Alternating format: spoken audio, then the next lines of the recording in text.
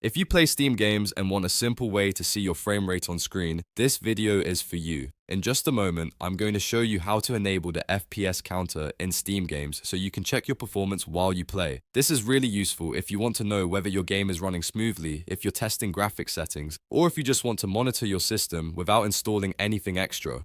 And before we jump in, if this tutorial helps you out, make sure to hit the like button and subscribe for more quick gaming and software guides like this. Alright, let's get started. First, open Steam on your computer. In the top left corner of the Steam window, click Steam to open the main menu. From here, select Settings. This will open the Steam Settings panel where you can change a variety of options related to your account, downloads, interface, and games. Once the Settings window opens, look for the In-Game tab and click it.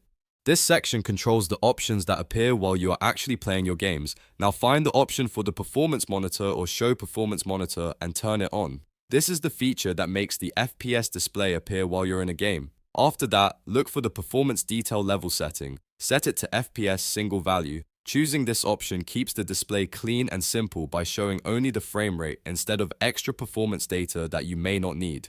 Once you've selected that, you're pretty much done. Close the settings window and launch any Steam game to test it out. You should now see the FPS counter on screen while you play, giving you a quick look at your current performance in real time. If you ever want to change how it looks, you can always go back into the same in-game settings and adjust it later. And that's it.